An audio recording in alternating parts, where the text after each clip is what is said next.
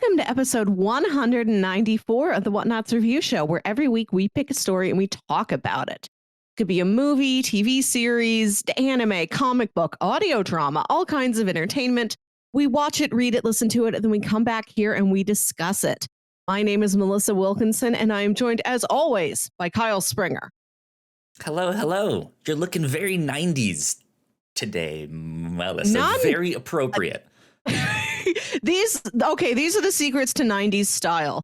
You get, as far as I understand it, because I don't remember it well. I wasn't stylish when I was 9 years old. One of these stretchy wire choker necklaces. You gotta have one of those. Thankfully, I have several. A glossy lipstick instead of a matte lipstick. Sure. I should have center parted my hair, but I've got more stuff to do today. I didn't want to live the whole day like that. And I figured if we're talking about mall goths today, I got to show up with at least some eyeliner. It's not the mall gothiest eyeliner, but I knew I'd have a little. It works. Unfortunately, I've gotten rid of all my Jenko jeans and stuff like that. I no longer wear those and or have them just like stashed away. You just finished your last can of Surge yesterday. Oh no more Surge in the house. I did. I could kind of convince you that I have like Kool-Aid or something here to sip on while we're podcasting, but I don't. It's not. It's just an orange drink that I have here. Some orange drink, very 90s. Yeah, sure. Good stuff. What are we here to talk about today, Melissa? Today we are talking about an audio drama. This came out in late 2019, created by Kristen DiMercurio, and this is called Brimstone Valley Mall. And let me read you the podcast description for itself, because it's very apt. The year is 1999. Lurking somewhere between Hot Topic and the food court, 5 misfit demons from hell kill time inciting sin in a suburban shopping mall. When the lead singer of their band goes mysteriously missing, the demons only have 2 weeks to find him before they play the biggest gig of the millennium or face the wrath of Satan herself. Yeah. So we like to cover audio drama on this podcast every once in a while. And you pitched me 3 different ones. I think this is the only one that I hadn't heard of before.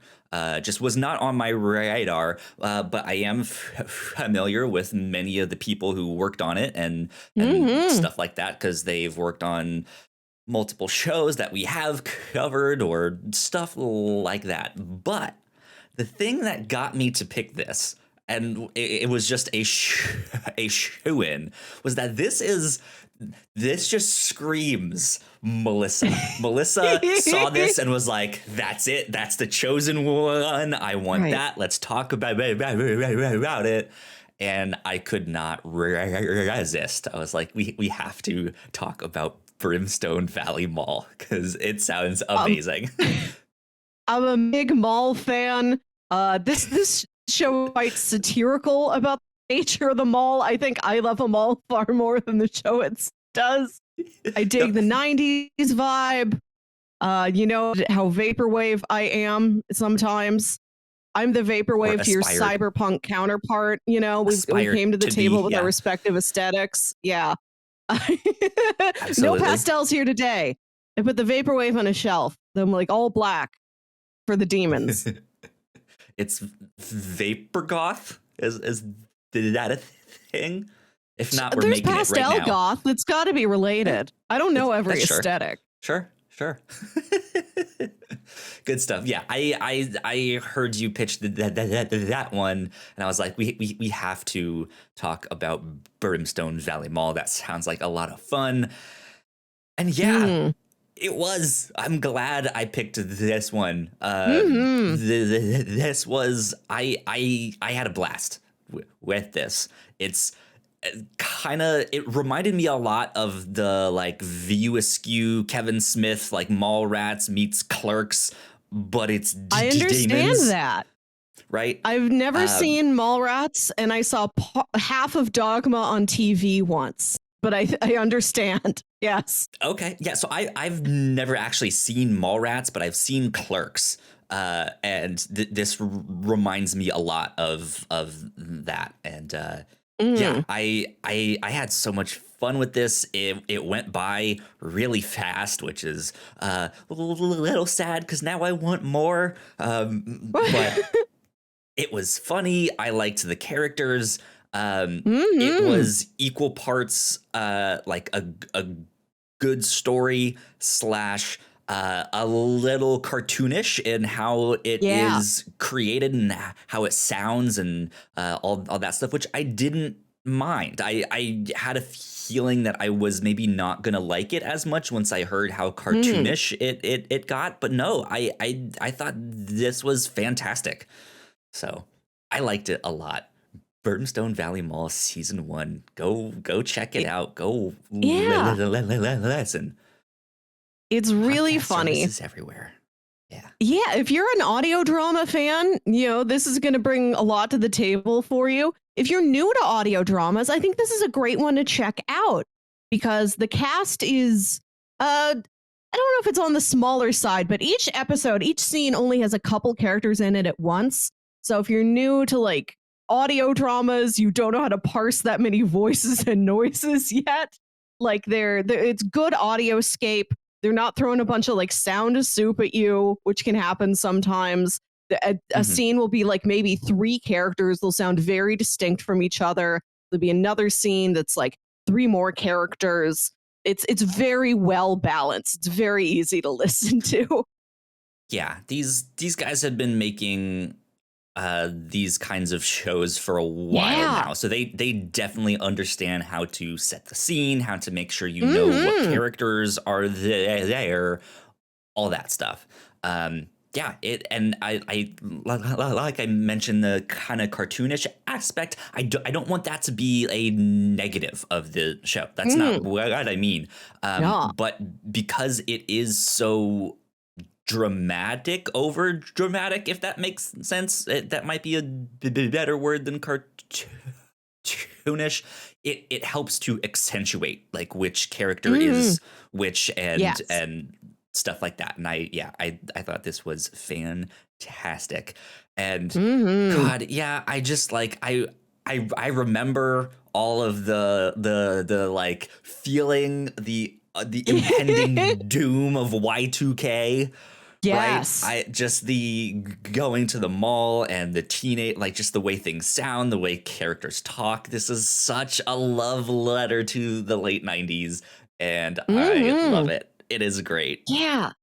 The use of Foley is really good. There's never so much background noise that it uh you kind of lose track of where you are. Like there's never too many sounds happening at once, which I've encountered in other audio dramas from time to time, which might just be my own ears and also the fact that I listen to these while I'm working, so I don't have 100% brain energy to devote to them.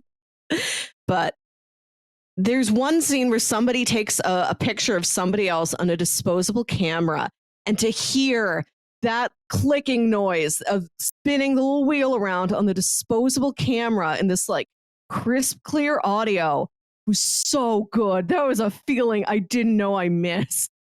Yeah, absolutely. I think also just to have a podcast like this in the midst of the pandemic, where Hmm. you can't really go to malls, is Yeah, just like it gets to sound like I'm in a mall. right. I can hear a It's carousel. great. Yeah. Yeah, that like the weekend after, like I got 2 weeks after your second shot. First thing I did was go to the mall, have a big old mall day, walk through the entire Galleria. That is Good what I stuff. miss. Good stuff. Yeah, this was a blast. I liked how satirical this was too at the same time, right?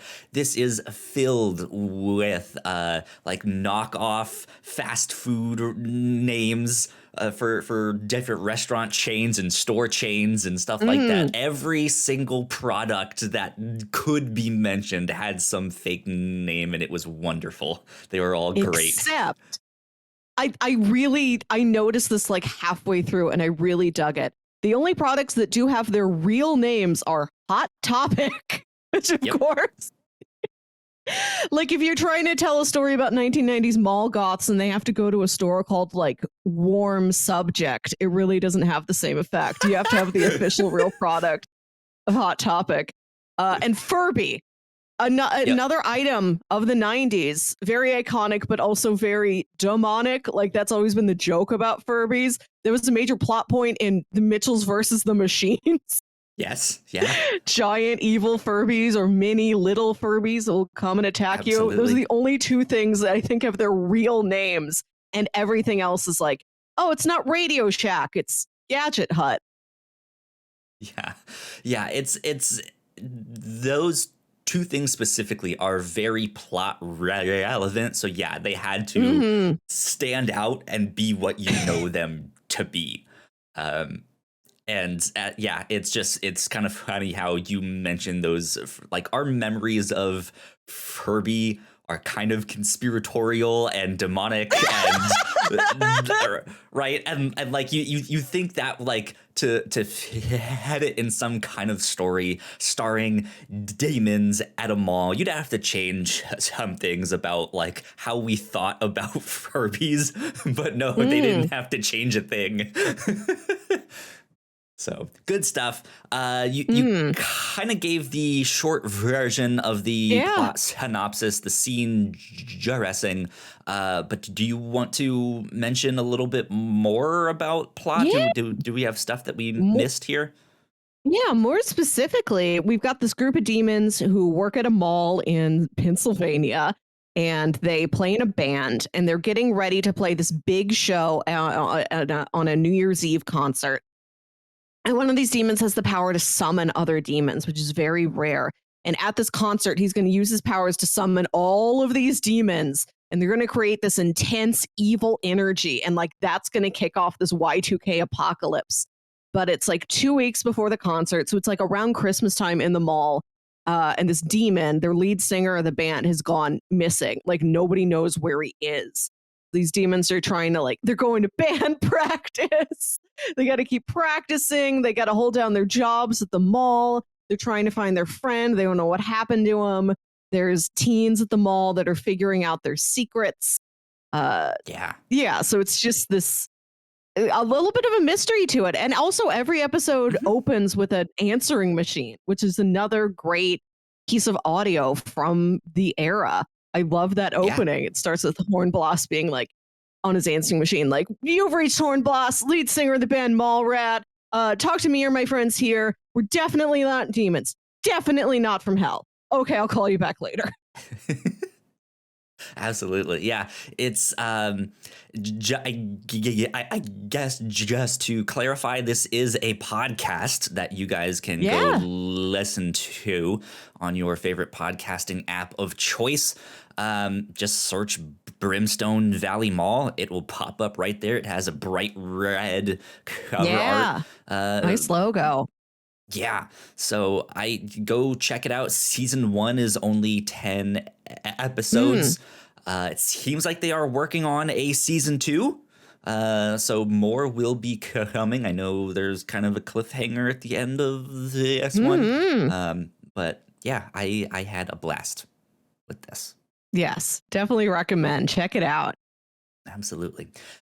We will take a quick break for some housekeeping, and then we will be right back to dive a little deeper into the show, into a further pit of hell, as they might say. What layer of the hell circles of hell? Does circles of hell? Sure.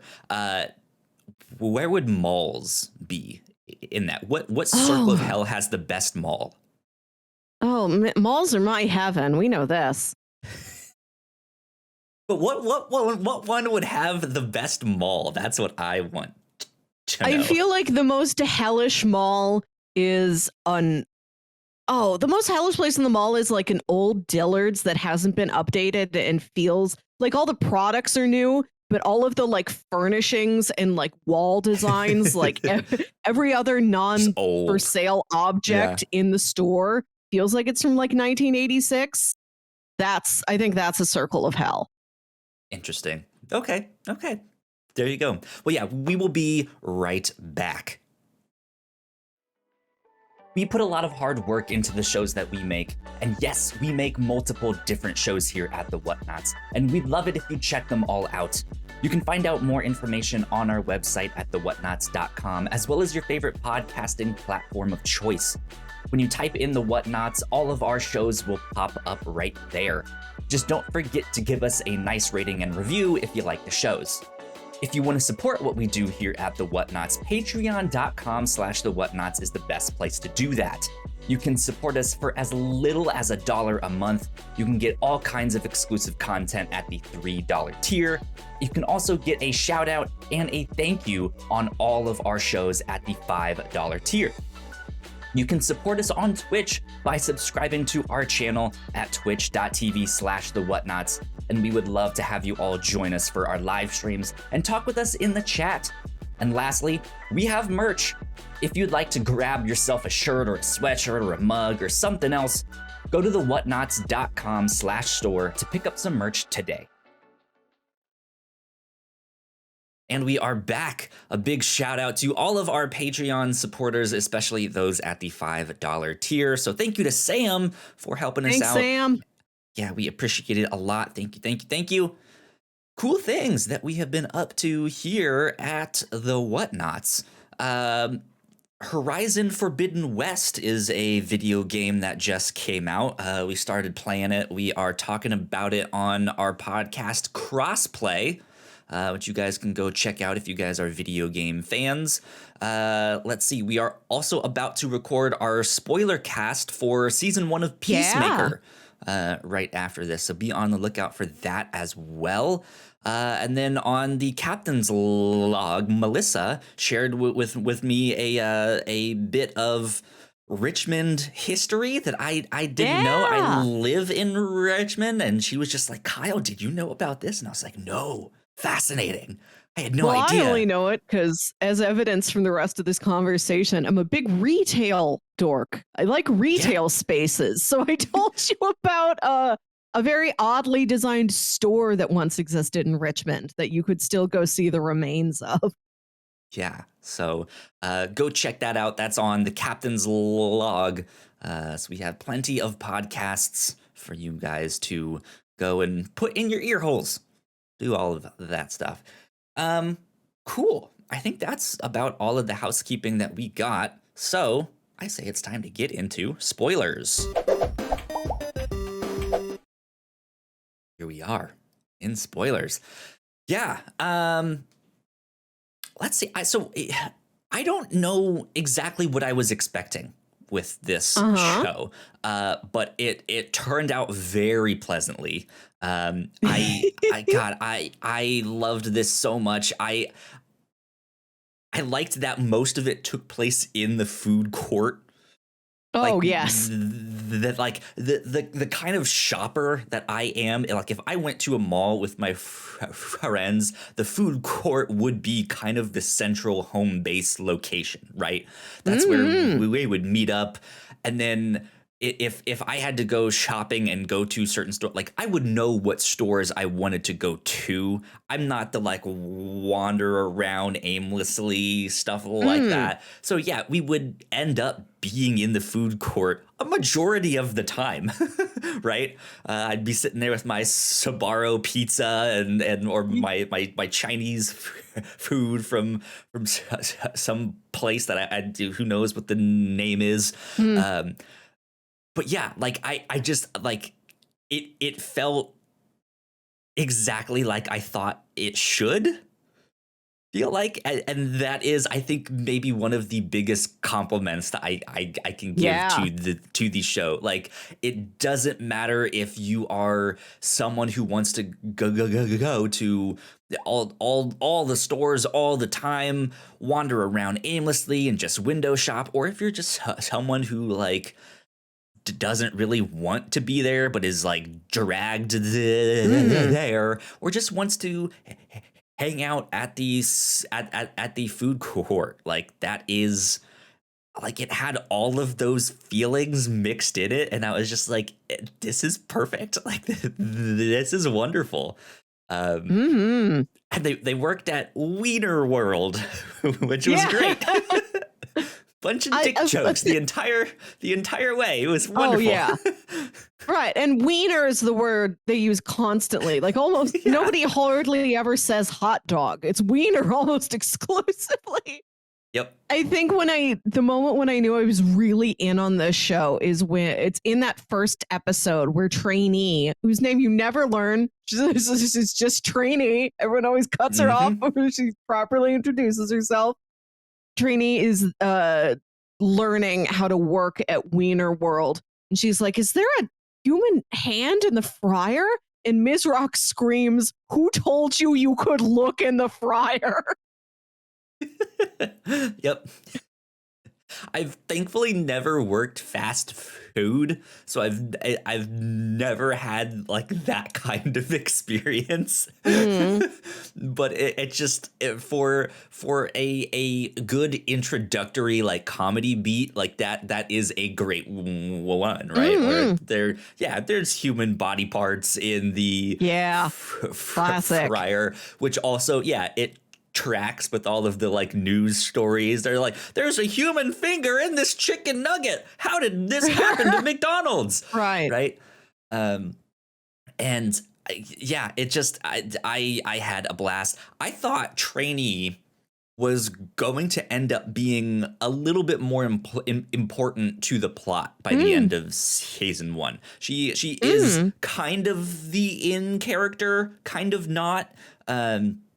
She is like you're introduced to her pretty quickly as like, hey, this is my first day on the job, all of that stuff. But you are introduced to her through the demons that are there, that are like worried that like, now we have a human employee. Yeah. And we have to be extra careful not to expose ourselves as demons. But then, Trainee comes on the scene and is just like, oh my God, I have a job. This is wonderful. And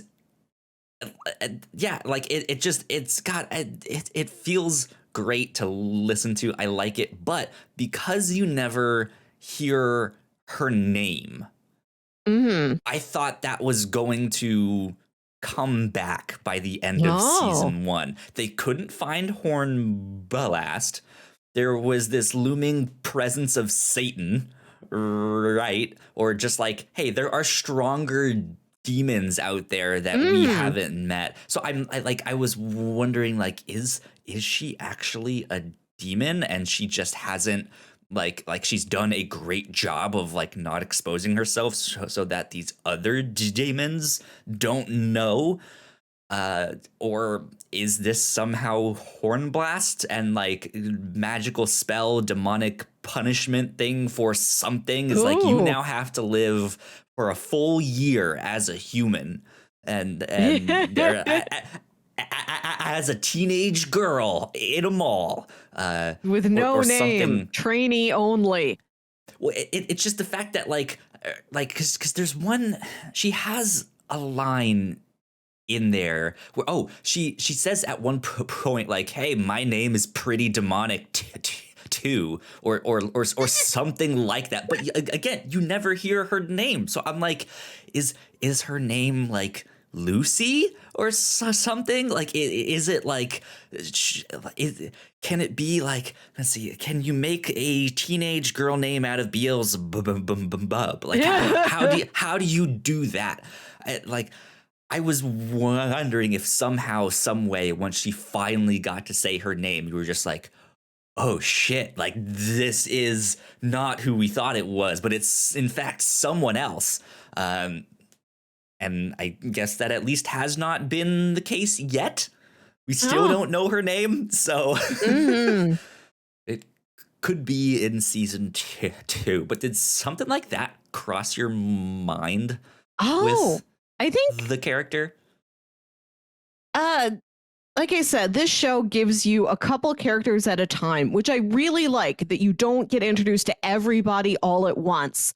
And you get these scenes with just like 2 or 3 characters in them that'll last like 10 minutes or something. So you really have a lot of time to like learn and remember somebody's voice and somebody's name and get the dynamics down, and you remember them really well. And then you get to learn a new set of people, and then those eventually get tied into everybody else. Like I think you spend a lot of time with Asmarias and the Raven and Damien before you figure out like how they're going to connect to everybody else.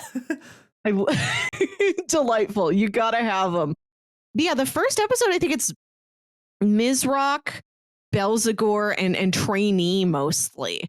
And I think that was setting Trainee up to be like one of the major recurring characters, which she is, but like to a lesser degree than the rest of the demons. Then when you listen to episode 2 and she's barely in it, I'm like, oh, okay. So we're kind of shifting things around. We're still building the cast, figuring out who the main core of the cast is. And then it's a couple episodes before you meet Zaffin. And then Zaffin's very important. Yep. Yeah. I'm terrible with character names and stuff like that. So it's still not drilled into my head who is who exactly. I know the Brimstone Valley Mall website has a cast list and a big list of all the characters and short descriptions of all of them. I'm looking at their website right now. But yeah, especially with all of these like demonic names, Asmarias, Belzegor, I'm not gonna like. I can remember Damien. Like that is like the one name that I remember. Sure. Damien and Raven, and then Trent. Trent. we need to talk about Trent for a bit here. I loved Trent. First off, so that episode, that setting is Asmarias, who's one of these demons, and he's in charge of the mall carousel, which I was very happy to hear this mall had a carousel. My like preteen mall, my preteen and teenage mall had a big carousel in the middle of the food court across from a Hot Topic. So I was right in there. I could very easily picture where they were. It felt true to my life. He's controlling the carousel and these two and he's dressed very traditionally gothic. And these two other mall goths come up who are very like 90s gothic, and he's very historical gothic, and they're making fun of him like how goth is the carousel. He has a top hat and a that's cloak. He's like, my coat is Victorian. How dare you? Like they don't get his vibe. They don't understand why he's working on the carousel. They think the carousel is dumb. And then he like makes the carousel malfunction while they're on it as a bit of revenge. And then there's this big disaster with the carousel. And then here comes Trent, who's wearing like 2 or 3 polo shirts at once with the collars popped up. And he's just the sweet, literally angelic boy who's like, oh no, somebody's in danger. I'm going to go in there and save them. I have to take my polo shirts off for this. And he dives in, he pulls his wall cloth out. Then Asmarias is flirting with him, and he's kind of flirting back like, yeah, I'd love to see, I'd love to see more of you. Like, I wouldn't necessarily describe it as flirting back, but is just innocently is very like open to going further along. Conversation. Just very pure in the way that he's just like, yeah, it would be nice to spend more time with you. Why not? Right, come see me when I get off work at the Hot Topic. And he's like, you work at the Hot Topic. And he's like, yes, the preppy guy. It's a nice job. And I loved that we got to see, like, normally the preppy guy is a jerk. And I liked that they separated a fashion style and a personality style, and they gave us a lawful good prep. I really appreciated that.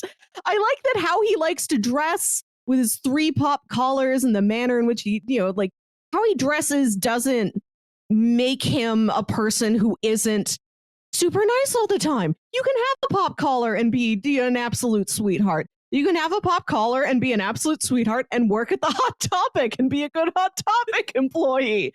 Trent is so specific and so delightful. He's a really wonderful surprise in this cast. And I like that him and Asmarias are like, he asks Asmarias out and then they go like all the way that night. And they're like such a couple, like so strongly a couple so quickly, which I kind of like that it wasn't like there's room for will they or won't they and more like flirty banter. Yeah, but I like that it was just moved very fast, and that was part of the narrative is how fast those two took to each other. Yeah, yeah. Which feels a lot like the kind of like Degrassi style relationships, right? Where like there's one thing that happens, and then all of a sudden the next episode, like they are ride or die, and it's like nothing will separate them. And but then like there is still all of the drama that happens between them, which we got in one of the episodes where he's like, all right, let me confess my actual feelings besides saying like I like you. And it felt like that kind of speed of just like, well, now they're a couple, they've slept together, that's it.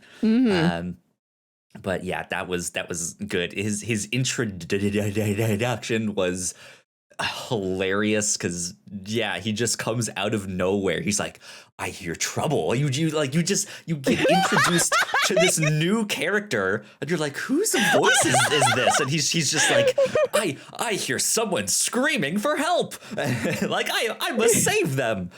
And God, it was fantastic. But then, when you see that he works at Hot Topic, or he hear that he works at Hot Topic, I guess you don't see him, but you have the same reaction that as Marias has, and that is just like, wait, what? You work at the Hot Topic and not the Abercrombie and Fitch, or what was their version? It was like it was like Fambercrombie and Bitch or something like that. Abercrombie and Stitch. I don't remember all of them, or the fake Hollister. Yeah, Hollister's another part of the mall that feels like a hellscape.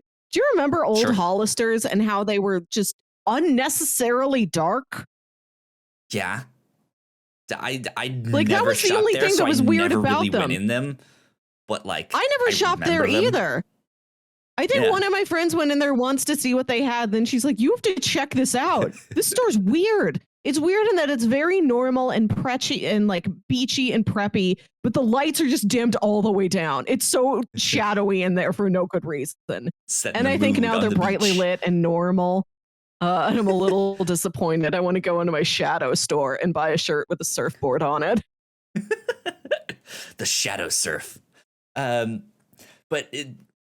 then like you also like they're in this gay relationship, and when Asmarias comes into like just blatantly like lustfully flirt with him, he's like, oh my God, stop it, you're making me blush, like don't do that. And it's just like, oh my God, what is happening? This is wild. So cute. I love that he's trying to get Trent to sin, trying to get Trent to covet anything.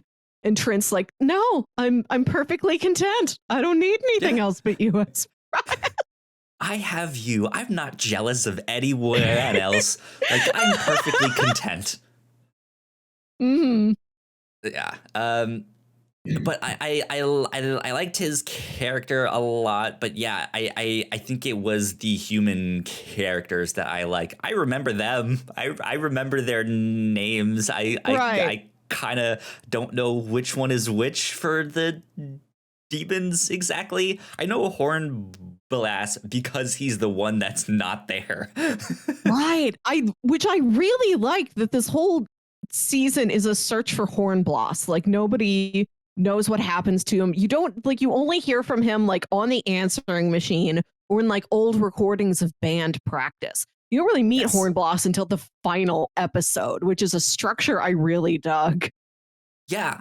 And he like from the opening, like the opening scene, right, where you hear his voice on the answering machine, immediately they nail it. He is the cool one. Yeah. He is the one that everyone likes. They're all attracted to. He's charming. He's charismatic, but he's also like, I feel like he's older than the rest of them. right? Like he's probably like if like Damien and Trent and Trainee are all like teenagers and the demons are technically hundreds if not thousands of years old, right? But Yeah. are playing more teenagers, except for a couple of them are like, okay, they're the manager at the store, right? Hmm. They might be a little older. Hornblast feels like he's in his mid 20s. Uh-huh. I don't know if that's what they thought of when they were making it, but like he's like, all right, mid 20s might be older than that. Like maybe he is 20, like 18 to 20, right? He Hmm. has a fake ID. He's trying to not be seen as a teen. He's an adult, right? He goes into He is clubs. an He goes into adult. parties, right? He has a fake ID, like that kind of stuff. He's the one that all the younger teens would go to be like, hey, can you buy us some alcohol with your fake ID? Like that is the vibe that I got from him immediately. Like they like I just from that one scene was just like I know him. I've met him. I've met people like him, Yeah. and it was great. So yeah, I like it's fascinating how stories can do stuff like that where you don't really get to truly meet that character or be around Mm. them, but just from everyone else's experiences and the way they talk about them, it's just like I already know who this is. So good Hmm. job on the show for Yeah. stuff like that. Just building characters. Like as much as I can't keep the names of the demons straight, they all Yeah. had very specific styles and character. Like they like I'm not confused. Like is Asmarias the same as Belzegor? Like no. Like I like they each Hmm. have their own distinct personality, and I think that was a strength of the show there. So good on them. Good on them Hmm. for I that. also like Ms. Rock and their conflict, their one-sided absent conflict with Hornbloss, where they're like they're trying to be the leader. They're like the Mm-hmm. manager of the wiener world. They were like the head chef in hell, and now they fry hands in a food court. They're like, why is nobody like me as much as they like Hornbloss? If I was missing, would anyone look for me? Right. Yeah, it was good stuff. I like the characters in this, and I think season two. Excuse me. I think season two is about to open the door to a lot more characters. Mm-hmm. So where the show kind of goes is that they find out that Hornblast has been back in hell, like he's been taken back there, and these characters have to find a way to get back into hell, but to do that they kind of need to buy their way back in with Mm-hmm. these things called sin coins that they Yeah. get when they cause people to sin. So their plan is to Yes. just let's make a bunch of people sin and we'll get a bunch of these sin coins and then we can buy a ticket back to hell and we can save Hornblast and bring them back to the mall so the band can play at the Y2K party. And it'll be Mm-hmm. great. The best gig of our lives. And they get there, and yeah, it turns out that Trent is an angel. He has actual wings and all of that stuff, Yeah. and that might be why he wears so many polos at once is to like Oh hold my his wings gosh. down, right? He needs Right. extra shirts to hold them in, but it seems like these angels have kind of figured out that the demons are about to summon a whole bunch of demons to start off Y2K. And so the angels are trying to like infiltrate and make sure this doesn't happen and stop them. And so yeah, Trent knows more than he's letting on. but he's also now madly in love with as Mariah, Mm-hmm. so he's conflicted now about what to do exactly. Um, but yeah, it looks like there's about to be this kind of war between heaven and Yeah. hell. Um, and yeah, I'm assuming we're gonna get a bunch more angel characters That'd be thrown nice. into the mix here, so that Where do they work in the could be mall? interesting. They have to be at the like brighter stores. They have to be at, well, I mean, that's the thing. Trent works at Hot Topic, Right. right? So it was also a thing in the 90s and early 2000s that if you worked at a store to like get jobs for your friends, so what if Yeah. just a bunch more preppy looking kids start taking over Hot Topic? And That's fun. that is like a point of contention, and now all the Merge goths have to them. work at, yeah, or like now all the goths have to work at Abercrombie and Bitch, and they just like that's just what they have to do, or they are stuck at like the Container Store, and they have to work at the Container Store because no one Everything's else would clear. hire them. Yeah. Oh, right. They have to get a job at whatever the lamest mall store is, which is maybe the store that just like you can go in and Lids. look at like bath fittings or a tub Yeah, and they have just to work sign at up to have a Lids. contractor come to your house. Right. They have to work at one What's of those the fake name kiosks. for Lids? Hats. Oh, it's just called hats. Yeah. We've dropped all metaphor. It's just hats. Welcome to hats. Yeah. Yeah. God.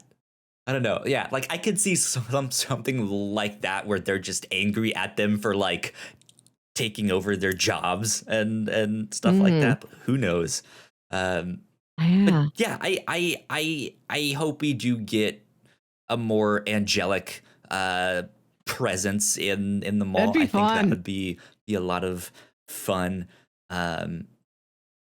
Do you want more of the show?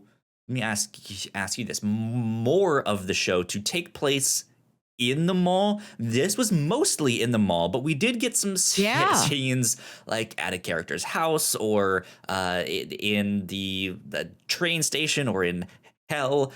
Do you? I guess my question shouldn't be like more in the mall, but like, is the amount of mall that we got, is that what you think they should stick with, or do you want them to explore more of the world? Do we get more in hell next season? Do we get some in heaven? Yeah. Do we get another place? Like, do they go to a local blockbuster? Or I think they had a name for it in there. Like, do we venture outside of the mall? What do you think? Costco. I'd love to see more stuff in the mall, of course. Like there's parts of a classic mall that they didn't get to. I'd love some antics in a fountain. I'd love them to go to the movies. Sure. Name me a bunch of fake 19 or like 2000 movies. Go to the movie theater. I'd love that. But one thing, I don't know if this was meant to be, if this was intentional, but the mall is located somewhere in Pennsylvania, like South Central Pennsylvania, which reminded me a lot of the city of Centralia that has been burning for 50 years. Do you know Centralia, Pennsylvania? No. Okay. There were a bunch of mines underneath this town. It's an old mining town. And interesting. Something caught on fire underneath there. And they've just never managed to put the fire out. And there's such a huge interconnected series of like tunnels and mines underneath the town that it just rages through them, just slowly burns. It's been burning for years. Like nothing, it got so big, nothing can really take it out. Now when you're up on top of the city, the like pavement will sort of like buckle and like steam, like smoke will come up, you know, and the like sinkholes will open up. It is a very hellish town. It used to have a residence of like 1,000. It was a small town, you know, and maybe a couple thousand people. But yeah, no, now Like the government's trying to get people to move away. Like this really isn't a safe place to live. And I think now only like 5 people still hold on to their old residences in Centralia. So it's just this Yeah. smoking ghost town you can drive through and know that, like, I don't know, like a mile under your car's wheels, fire. So Yeah. I think they should go there. Interesting. Okay. I've been out to the King of Prussia Mall, which is I think like the second largest mall. I've been there a number Yeah. of times. Yeah. I don't know. The And American Dream is a newer mall that's opening up in New Jersey and is sort of like struggling to stand up on its little baby giraffe legs because it kind of opened like a year ago, like pandemic's throwing ooh, everything off. So ooh, I don't man. know how that affects the numbers. But yeah, I think Mall of Okay. America number 1, King of Prussia number 2. So what was interesting about King of Prussia is that it was so big that they had multiples of the same store Yes. on opposite ends. So Yes. I would kind of like to see something like that where like a second Hot Topic opens up and there's like rival Hot Topics. Right, it's like the wooden overcoats. Oh, yes. Drama. Like, I mean, they put a lot of references to other audio drama in this, Yes. especially in the finale. And having something like that in here would be fantastic. Oh, I did. We do have to talk about in like the second to last episode. They're going through hell. They're trying to find Hornbloss, and Arias makes like a serial style podcast about it, and he goes around and he talks to all these other demons about like, if you heard of NPR, This American Hornbloss, do you know where Life, yeah. Hornbloss is? Right, yeah, and he asks like, there's a demon named like Zach Valentius. Yep. Like there's all these other people from all these other audio dramas. Archive 81, Dave Cummings from the No Sleep podcast. I Yeah. love that. That's my favorite part in any audio drama, where they just get real meta and cite their peers in audio drama. Absolutely. Yeah, like I loved that stuff. That is the kind of stuff or the kind of antics that I would like to see in season 2 and beyond. I think I would also like to see just the weird kind of etherealness of department stores. Yes. There's just something weird I'm about department stores. Like go this. into a Macy's and like just work at the perfume counter, the awkward, like you always walk in the entrance that's like right by all the like bras and panties, and I just like as a kid in the 90s it was always the most awkward thing. It was like, can I look at that? It's not Victoria's Secret. Like but I like go into that section. Like there are big sections of the mall that we haven't even gotten to yet or haven't properly explored. You're so right. I'm happy you bring this up. Mm-hmm. I think a Macy's might be the most normal department stores. But yeah, there's something about a Dillard's. There's something about how kind of empty a Nordstrom is. Like Nordstrom's a lot more stark and minimalistic and artistic. Like there really isn't a lot of, like if you want to buy a sweater, there's like 6 of that sweater laid out. Whereas if you go to a Macy's, there might be 18 of that sweater laid out.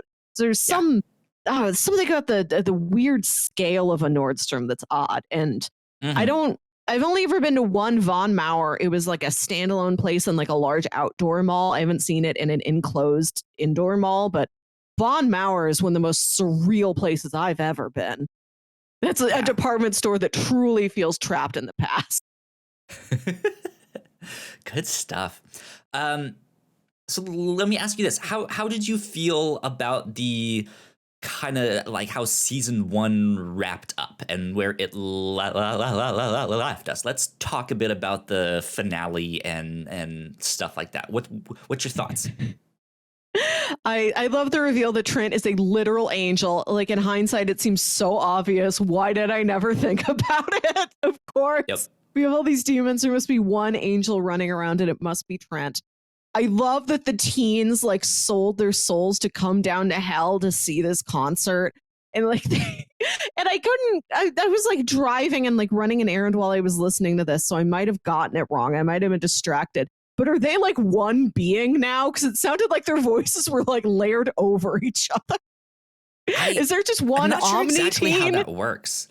I don't know, because they use that book that they bought at the knockoff Spencer's to summon demons, and they try to summon one that I guess is too powerful, or it can't be summoned in that manner, and so it goes wrong. And yeah, they I think somehow they have to like sell their soul to survive it. And yeah, I think this demon is technically controlling all of them in like a hive mind situation. Okay.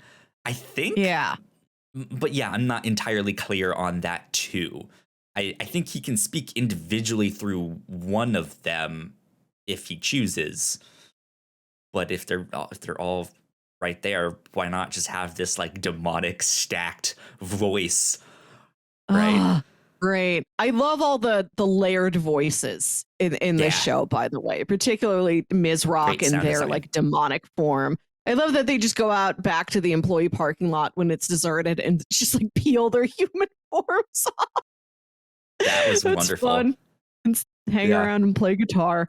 Yeah, I like that this show ends with this season ends with the teens also becoming demons. Like we're gonna be left with no mortals at the end of the series. Yeah. Or like I at least like how they are not demons, but they are now possessed by them. And like I'm wondering if that will come back into play somehow later on, like being possessed by different demons to be able to talk with characters that way or something like that. Who knows?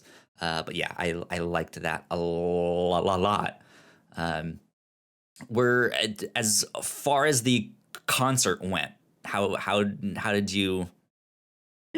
I like to hear from Satan. I like the juxtaposition that Satan is like a very sweet sounding young lady. Yep. And her favorite food is plain buttered noodles. And at this hell concert, she's like, I gotta make sure there's plenty of buttered noodles for everybody to eat. Go to the buttered noodles stand for your concert snacks. It was great. Yeah, I liked it a lot. I think incorporating music into an audio drama is a smart move if you can do it. Because it gives you a great soundtrack, right? Like all of the music in this I thought was fantastic. I just thought like it fit the show. It fit both the like it was 90s, but it wasn't. It worked well for a soundtrack, but it worked well for like podcast bumpers, like change of scene thing. Like it happened to help create the atmosphere and the vibe, and I just thought it was fun. And like an end of the year concert, right? An end of the millennium Y2K concert, I think is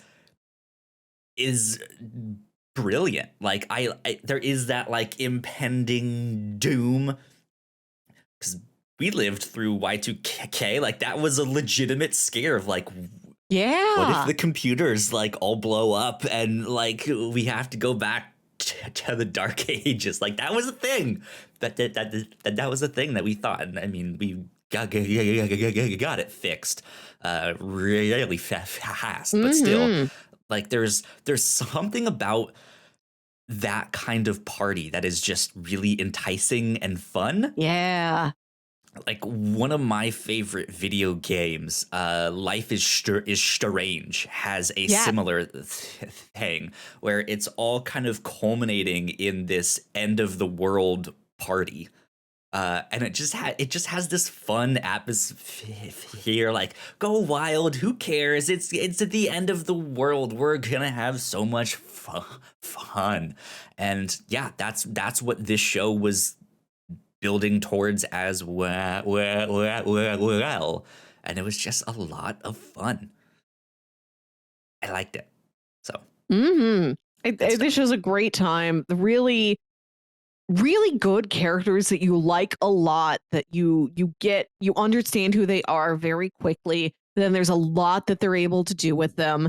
Like they add a lot onto Zaphyn. Zaphyn just shows up. She's like never seen another demon. She's the stoker of the flames of hell, and she's just like stokes the flames. She's never gone up to Earth, never met another demon. She just gets her commands mysteriously. She hardly knows how to say anything more than "I am Zaphyn, stoker of the flames of hell."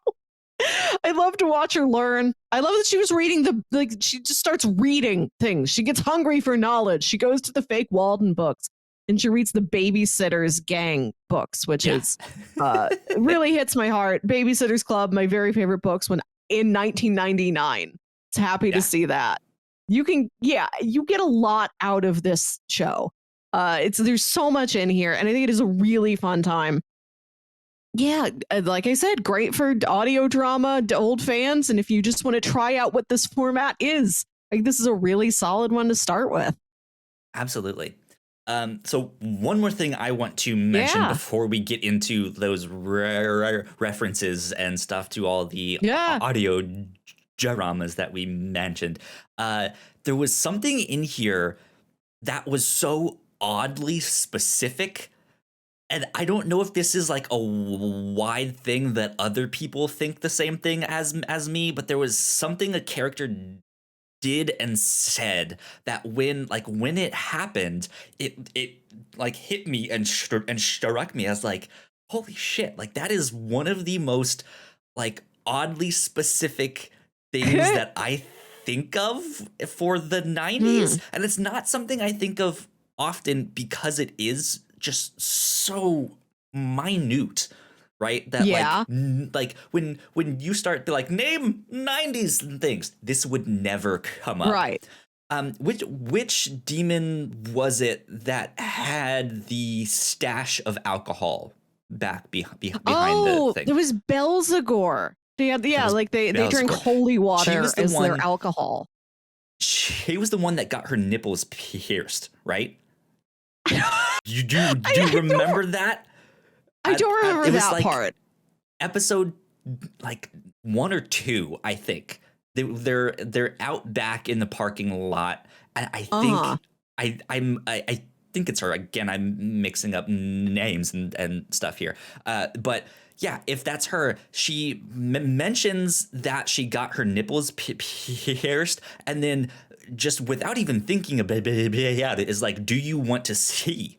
And was like just about to be like, "Hey, here you go." Yeah. But that interaction is so oddly and specifically 90s to me. Yeah, that I understand. Like, she could care less to show them, and then after that, she like was like, "Hey, do you want to see?" They just moved on and like didn't be like hey, boobs, tits, yes, let me see. Like there was just no mention, and it was just like not something you noticed, not something, but that was just so specifically like the goth chick that got her nipples pierced. That is just like, hey, cool, boom, there you go. Yes, I understand this.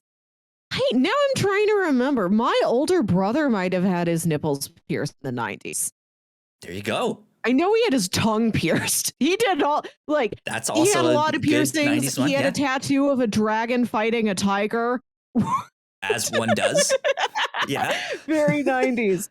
Oh, another 90s thing I hope gets brought in. I would love to see them add some infernal significance to that S.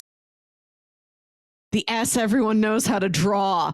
Why do we all know how to draw it? Yeah. What is it? Super S. Super S. Yeah, that'd be really, really funny. God. Good stuff. All right, so we have to then talk about the finale and all of the references that was in this, and stuff references to things that weren't even audio dramas. Like the mall cop is just a Patrick Warburton impersonator, which is great. I like that. Which is and wonderful. It's like such a. It's so distant. It sounds like an impression of Patrick Warburton. It really does, but it works so well. I did really enjoy it. I like to hear from him for like the 4 minutes he's around. They got his cadence like down pat, and it was so good, so good.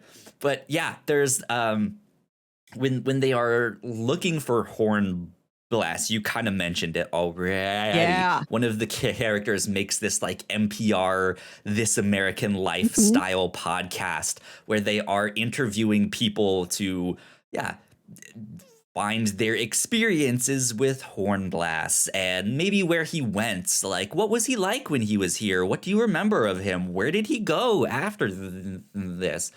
And yeah, it's just all of these demons that are very clearly creators on other audio dramas, people that you've heard in the credits of Ars Paradoxica and Wolf 359 and Greater Boston and all sorts of stuff, right? You know Greater Boston a lot better than I do. I heard that credit at the end and I'm like, oh, I bet Kyle was keyed into that one. Absolutely. There was only like one or two that I wasn't super familiar with. But I think like we have some of the creators on Archive 81, which is now a Netflix show. You guys can go watch that on Netflix. So that was that was neat. But yeah, this was great. And I think to start with Zach Valenti was just like perfect. Set the stage. His voice is so recognizable. That it's just like you start with him and it's just like, all right, we're in for a fun time. Here we go. I love whenever an audio drama does this. I love whenever podcasts are very meta about other podcasts. Like last year, Welcome to Night Vale hit some milestone. It was like episode 200 or some anniversary or something like that. And they did an episode that was like, and I hadn't listened to it in a while. Like I listened to a lot at the beginning and like kind of fell off and got crowded with other subscriptions. But I came back for this one. And it's like, what if the rest of the world found out about Night Vale? Like this is everything that's ever happened here is common knowledge to the rest of the world. So it's like an episode of The Dollop where they're talking about Night Vale history. Or it's my brother, and me, but they get a request for advice from Steve Carlsberg. Yeah. I think when we covered the Amalia Project last year, I don't remember if it was in season 1 that we covered, or I just like because I followed them on Twitter, so I've been kind of keeping up. But I think they've done a similar thing where like a character from another show like comes on and fakes their death to that stuff is always so much fun because the community of these creators are so tight knit and small that it's just fun to be like, you want to be on the show, let's go, let's have some fun. So good stuff. I liked that a lot. That was a good treat. Happy they fit that in season 1. Like that's like on the checklist of like major narrative things you have to accomplish is the meta part where we just have fun with our other podcast creators. I doubt we'll get to see characters like that again, or at least like in that. Well, I mean, I guess we could. I don't want to see another like NPR style. Like I don't like if they bring those characters back, I want to see it in another way. If that makes sense. Like somehow. Like there's a new employee at this store that no one likes to go to, but the one or two times they have to go to, like it is, it's this person. It's like, oh, Yeah. okay. Or yeah, They're like angels. Yeah, there's just like or like they have a business in the mall. Welcome to Nick Silver's jewelry. I need right, a new yeah. watch. I gotta go see Silver. Something like that. Yeah, I mean, this is it's just it's fun. It puts a smile Mm. on my face when stuff Yeah. like this happens. Um, interestingly enough, so the finale, this 2-part finale, was released much later than the rest of the Oh, show. If you look at the release dates, I didn't. I'm sure they got affected by the Oh pandemic yeah. because I Oh think yeah, I see episode now. 8 was like March of 2020, and then it was Yeah. like not much is happening for a while, and then Yeah. August 2021, Yes. I think is when it, yeah. Um, Yeah, August 2020. but they did mention that, like, hey, it's going to be some time. Like, they did not mention COVID at the end when it's like, Mhm. hey, it's going to be a 2-part finale. It's going to take some time to get this stuff, but it's going to be a big one. You'll have a lot of fun. You'll recognize some of the voices and stuff like that. So I'm sure there would have been maybe a bigger wait in between them just so they could get Mhm. scheduling in, right? Yeah. I'm not sure exactly how much COVID affected the show. Mm. But yeah, I saw that and I noticed it, and I was like, huh, I Yeah. wonder. But there you go. Brimstone Valley Mall. This one was good. It was A, fun. a, a great time. It was. This was a blast. Good fun indeed. Do you have final thoughts? Something we missed on Ah, here that we didn't mention yet? man. I think I hit all the major points I really wanted to hit. Oh, it's a fun, very, very charming time. Check it out. There you go. Good There you go. 90s flashbacks. Good stuff. Well, let's get on to our bingo. You like to play Yeah. review show bingo. Here, let me see if I can pull up Bring it up. my bingo cards. I can Oh, show yes. everyone. Yes. 'Cause I think Yes. this one will have some good stuff happening here. Okay. Fake fast food brand. So happy Yes, I put it on fake there. We get that fast one. food brand. Let me see here. I already have We've yellow got a disguise. for Melissa. Fake fast food brand for Melissa's board over here. There you go.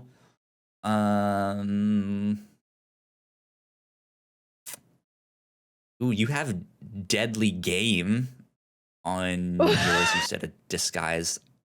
I don't know if that fits exactly Yeah, I into. don't think we have a deadly game, but we definitely have a disguise. We definitely have Trent painting his angel wings black with eyeliner and wearing like Halloween store little devil horns on a headband.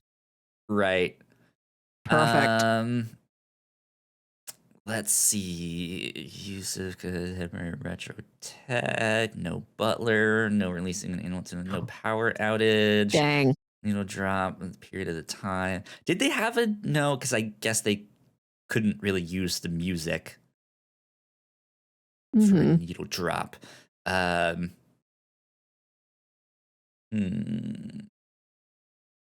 Actor as themselves, maybe. I don't know. I guess so. I don't know if you count Zach Valenti as the demon Zachareth Valenti. I mean, you could do kind of all of them in that sense. They've all got like demonic versions of their own names, which is fun. He's just the only one I remember. Yeah. Let's. I don't know if that totally counts. I feel okay saving actor as themselves for the future. I do have what's a podcast on my thing. Oh man, which we got that one in here. Oh, so I didn't make it onto my sheet this year. I'm also gonna say magic book because they have the grimoire. Yes. So that gets me that one. That counts. Let's see. I don't know if No anybody has a Superman signature analog. weapon or move. No, not really. Mm-hmm. They didn't crash a fancy party. Nobody's broken the Diary rules of time entries. travel yet. Yeah. And what I've written down on my board is I know there's nudity here, but I can't see it, which like doesn't count at all for an audio drama. Like that would be all of them. So that one's just entirely off the table. Well, you might be able to do it in this one, actually. No, it doesn't. Because It doesn't of the count. one scene. I get it, but there is that one scene where the character gets naked except for the apron. He has the that's apron funny. on. That was a good Right? time. Like that would be the audio drama equivalent where they're just but you're also thinking more of the like Austin Powers style thing Yes, where they are that's what it's completely on naked there for. and there just happens to be like Right. a branch of a plant, so like a big Yes. leaf like right in front. So it's Yeah, not the we like don't I have just it happen here. to wear this one article of clothing that happens to cover this thing. No. Here, so Yeah, I put that square on there designed exclusively for the visual medium. It's the Austin Powers Memorial Square. Okay, He's not dead. He'll live again. I think that's all I got on mine then. Mm-hmm. There we go. We're getting close. Getting close to some bingos here. Okay, let me make sure I save that. Where'd my mouse go? There it is. Save. Oh, no. And we will set us back to our main screen. There we go. Yeah. Recommendations. If people liked Brimstone Valley Mall, what else might they like? I gotta recommend The Ultimate and Angel and Demon Antics, which is Good Omens. The book by Neil Gaiman and Terry Pratchett, and the television adaptation that was on Amazon Prime. Really faithful adaptation written by Neil Gaiman himself. It's about heaven and hell. They're at a war, a long, slow Cold War over centuries to eons, millennia. And they've got different angel and demon operatives here on Earth.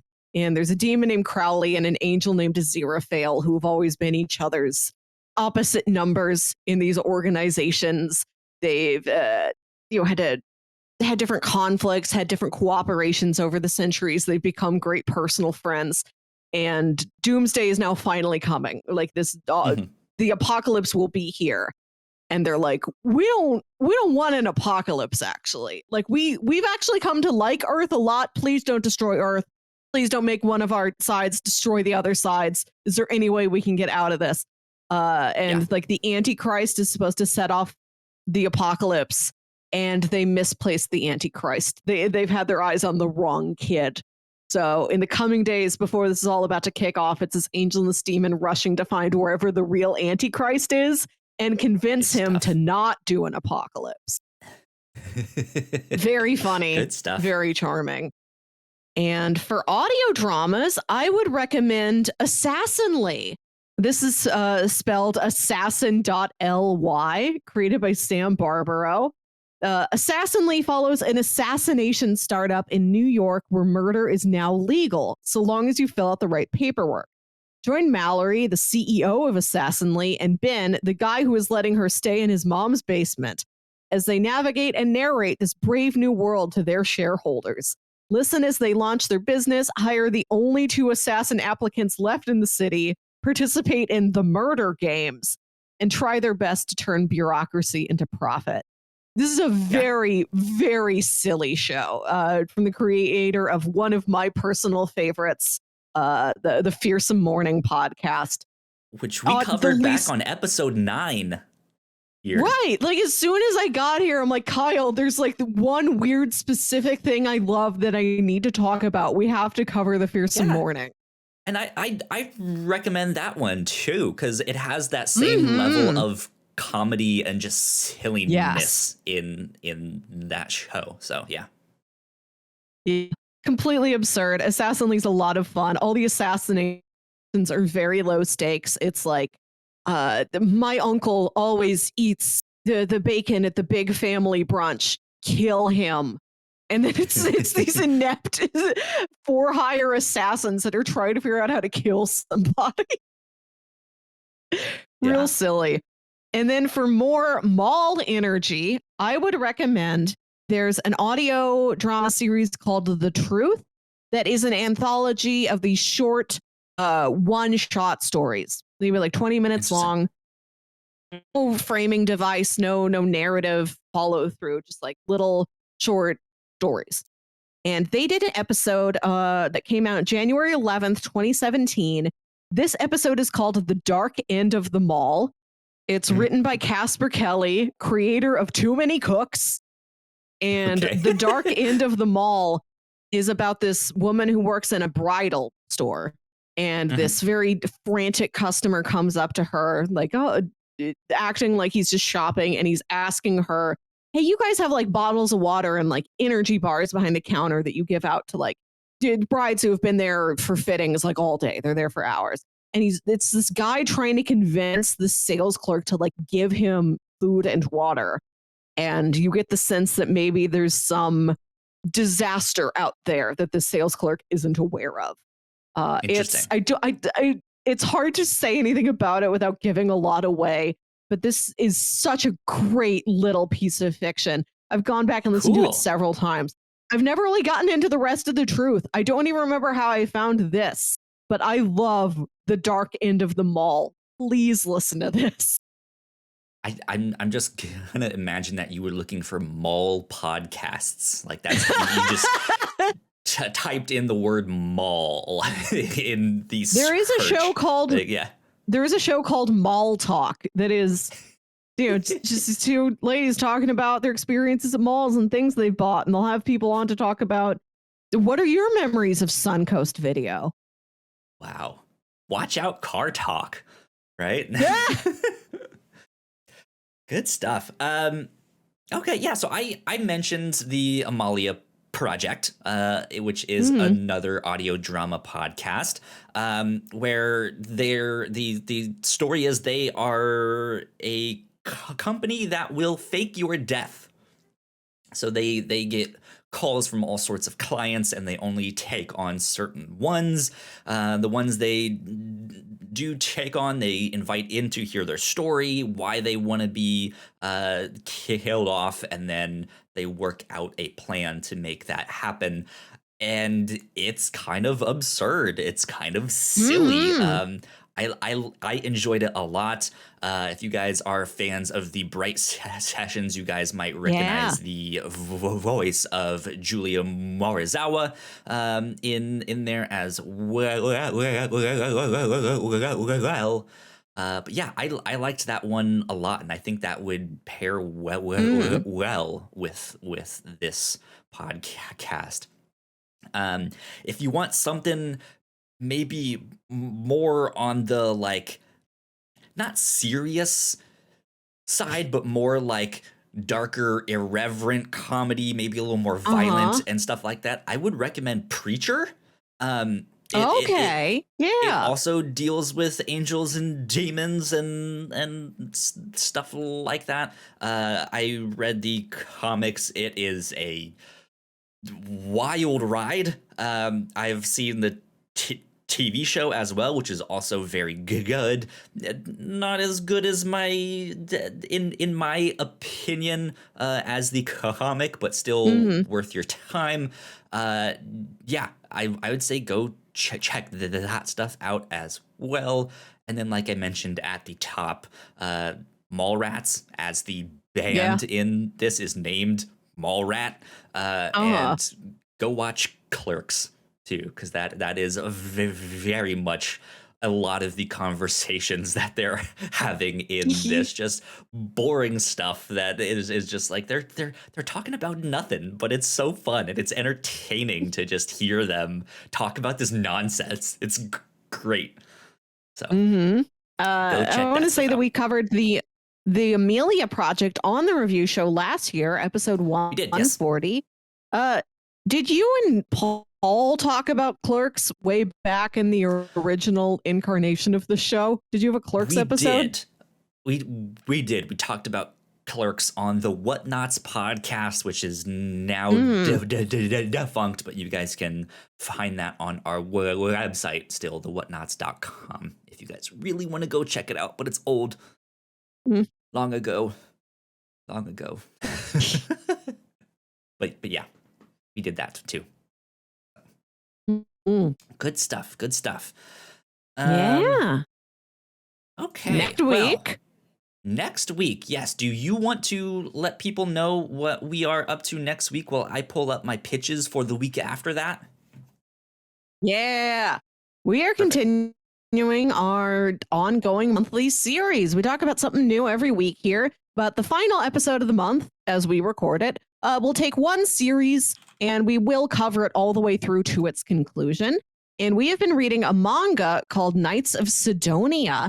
And last month we read volumes 1 through 8.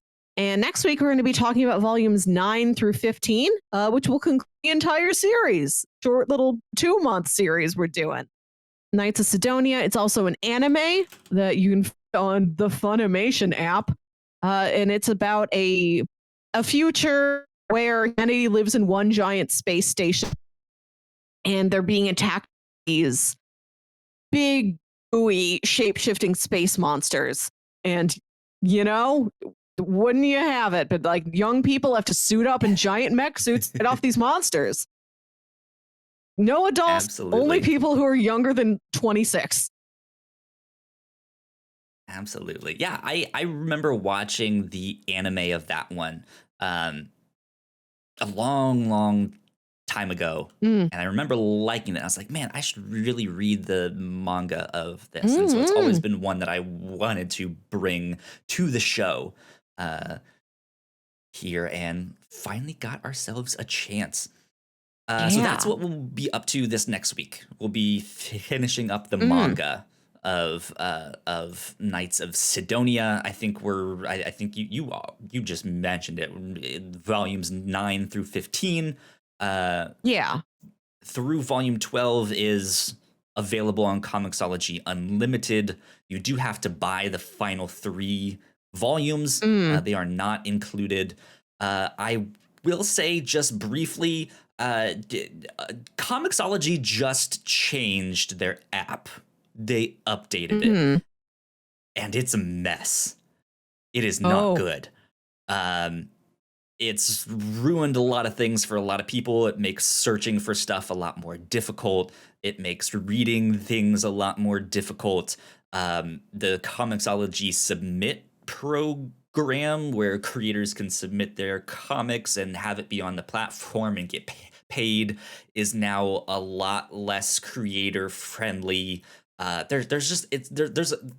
It's a whole mess of things right now. So hopefully that gets fixed in time. But just be aware of that for this next week here. So anyways, I am pulling up my last pitch here. Let's see.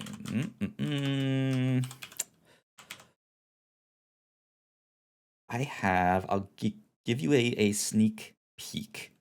We're doing Batman stuff because for the episode, I figured we would. Yeah. The episode that we're going to be doing, here it is, there we go, will come out the same weekend or so that the new Batman movie comes out. So I thought, you know what? Let's read some Batman stuff. So here are my 3 pitches. It's kind of a Batman grab bag, right? The first one is I think the best way to describe it is a collection of stories. This is not a particular, it's not a single narrative, if that makes sense. But this is Batman Arkham Riddler. So these it's a collection of stories about the Riddler, because I was like, hey, since we know the Riddler is gonna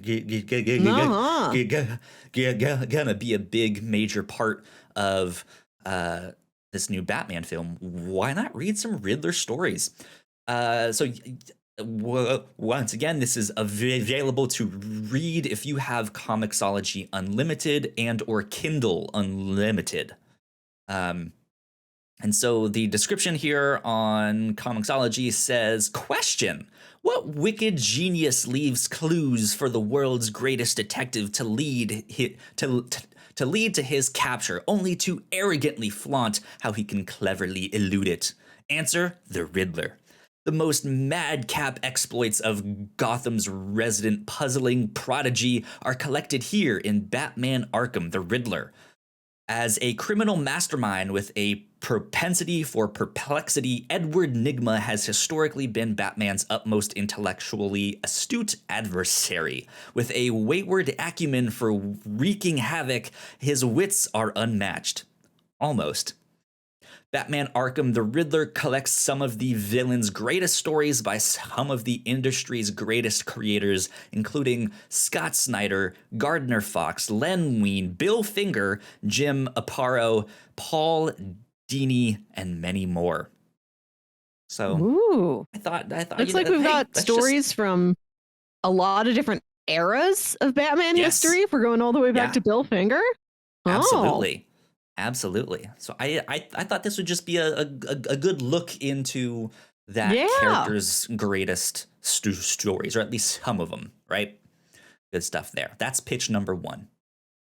Pitch number 2 is actually a Batman story that I haven't really read.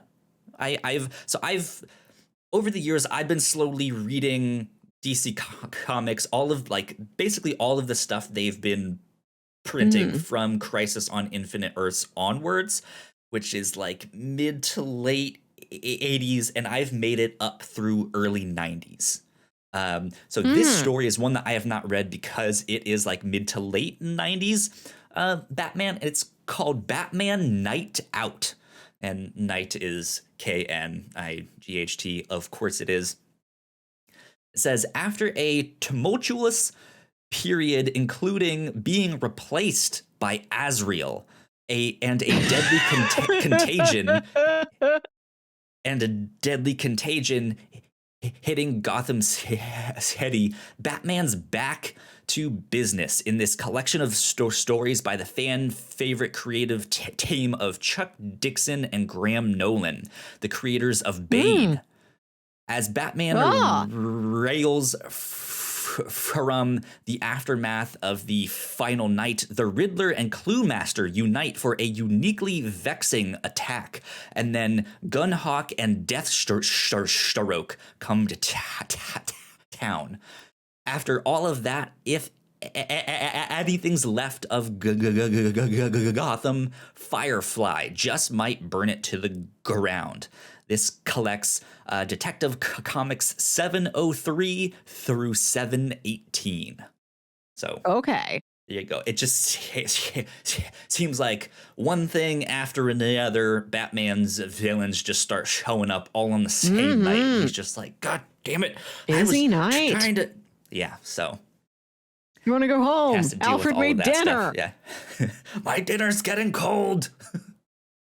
So that is Batman Night Out. Mid to late 90s. Haven't checked that one out, but I thought, you know what? Here's one that I haven't read, haven't heard of. Let's just dive in. Try something new, right? That's pitch number 2. Pitch number 3 is something I have heard of. I have read this one, and it is well worth your time. It is one of the best modern Batman stories within the past decade or two. This is Batman, the Court of Owls. This is volume 1 and volume 2 from the New 52, from the Batman stuff. This is written by Scott Snyder with art by Greg Capullo. I bought these issues as single issues as they were coming out. This is phenomenal stuff. This is, the Comixology says, following his groundbreaking, critically acclaimed run on Detective Comics, writer Scott Snyder, alongside artist Greg Capullo, begins a new era of the Dark Knight with the relaunch of the Batman as part of DC Comics, the New 52. After a series of brutal murders rock Gotham City, Batman begins to realize that perhaps these crimes go far deeper than appearances suggest. As the Caped Crusader begins to unravel this deadly mystery, he uncovers a conspiracy going back to his youth and beyond, to the origins of the city he's sworn to protect. Could the Court of Owls, once thought to be nothing more than an urban legend, be behind the crime and corruption? Or is Bruce Wayne losing his grip on sanity and falling prey to the pressures of his war on crime? So I'd like to read the first 2 volumes of this Batman run here, which is... the first volume 1 is the Court of Owls, and then volume 2 is entitled The City of Owls. Okay.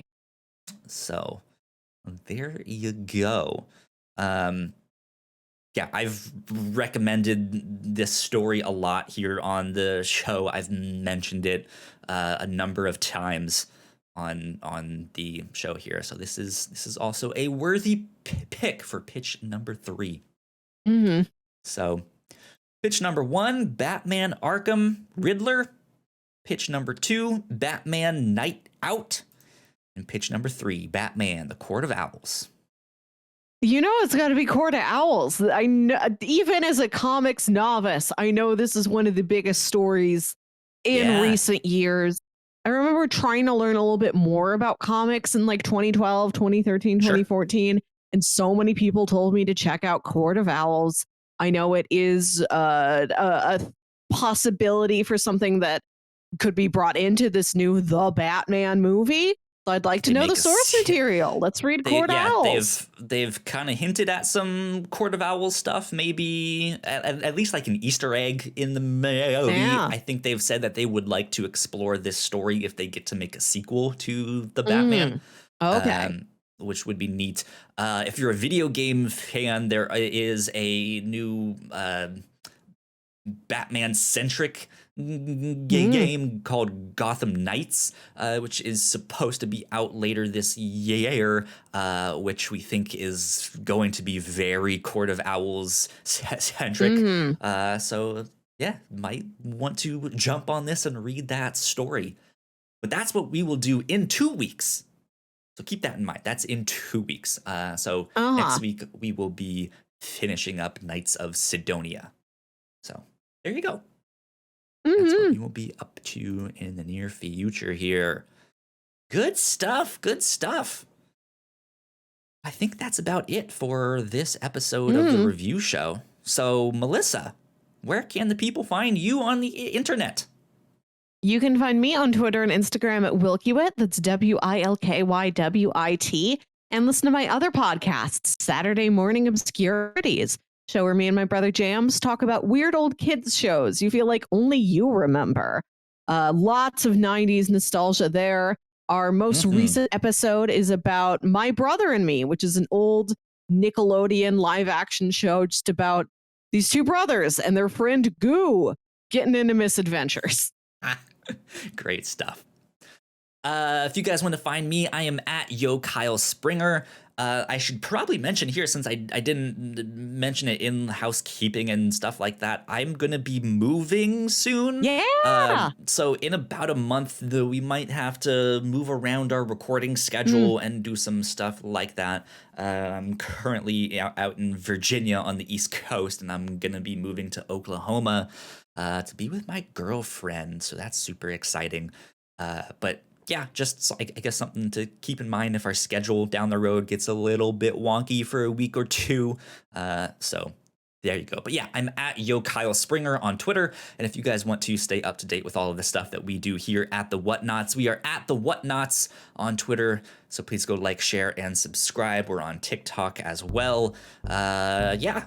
go check out all that fun stuff. Help us spread the word. That would help us out a ton. Leave a nice rating and review if you have some kind words to send our way. And that is about it for this week of the Whatnauts review show. Thank you so much for checking it out, and we will see you all next week. Bye.